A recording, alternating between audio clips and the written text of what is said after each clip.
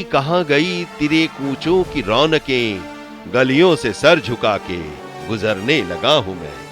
कभी स्वर्ण की तरह दमकने और गुलजार रहने वाली दिल्ली को जहरीली हवा और प्रदूषण ने बीमार बना दिया है। पिछले कई वर्षों की तरह इस बार भी अक्टूबर-नवंबर का महीना दिल्ली को भयभीत करने वाला बन गया। इस दौरान वायु प्रदूषण नए रिकॉर्ड बनाते हुए खतरनाक स्तर तक पहुंच गया। वायु प्रदूषण की यह समस्या अब दिल्ली तक सीमित ही नहीं रह गई है, बल्कि देश के अधिकांश हिस्से इससे जूझ रहे हैं। हर साल की तरह इस बार भी ये समस्या देश की राजधानी दिल्ली एवं आसपास के इलाकों में जानलेवा बन गई है।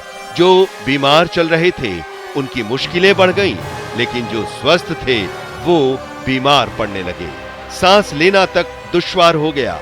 हालत ये हो गई कि सुप्रीम कोर्ट में मामले की सुनवाई चलने लगी। सुनवाई में सुप्रीम कोर्ट ने पंजाब, हरियाणा, यूपी, राजस्थान की सरकारों को प्रदूषण कम करने के सख्त निर्देश दिए हैं और कहा है कि हम चाहते हैं कि इसे रोका जाए। हम नहीं जानते कि आप इसे कैसे करेंगे, लेकिन इसे रोकना आपका काम है। तुरंत एक्शन लें।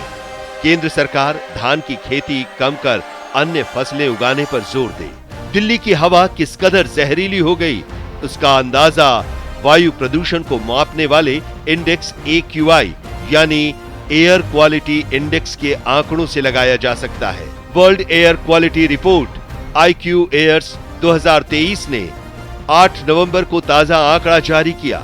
इसका आधार है real time air quality index. Report के अनुसार नई दिल्ली में MQI लेवल PM2.5 443 पाया गया, जो लाहौर के AQI लेवल 455 से कम है। ये महज संयोग है कि रियल टाइम क्वालिटी रिपोर्ट में नई दिल्ली दूसरे नंबर पर है। अगर एक हफ्ते के पूरे आंकड़े को देखा जाए तो नई दिल्ली आज दुनिया के सबसे प्रदूषित शहरों में शुमार है।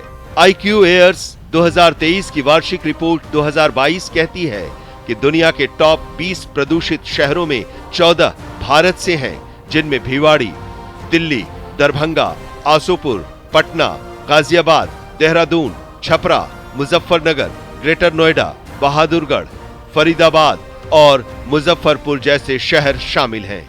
लेकिन स्थायी समाधान हम प्रकृति की शरण में जाकर ही ढूंढ सकते हैं।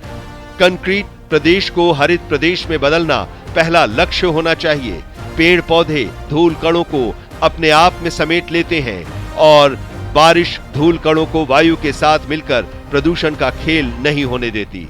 नदियों की सफाई भी हरित प्रदेश को बनाने और बारिश को नियमित करने में मददगार होती है। इसका असर वायु प्रदूषण के नियंत्रण पर दिखेगा।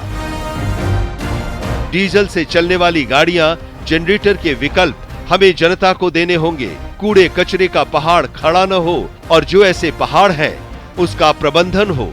यह भी वायु प्रदूषण से मुक्ति का स्थायी समाधान देने में कारगर हो सकता है, लेकिन ऐसे कदम उठाए जाएंगे इसमें संदेह है। वैसे भी मौसम के बदलाव के कारण जनवरी आते आते प्रदूषण की समस्या से लोग उबर चुके होंगे। फिर सर्दी से मरने और बचने का दौर शुरू होगा। बारिश और बाढ़ भीषण गर्मी के बाद आएगी। इस शोर में समस्या पर चर्चा कुछ दिनों के लिए फिर रुक जाएगी। उस समय तक जब ये फिर से सिर उठाना शुरू करेंगी, ऐसा लगता है मानो ये चक्र अब निरंतर चलते रहने वाला है। लेकिन आज की अनदेखी और लापरवाही भविष्य में बहुत महंगी साबित हो सकती है, जिसके लिए आने वाली पीढ़ी शायद हमें माफ न करे।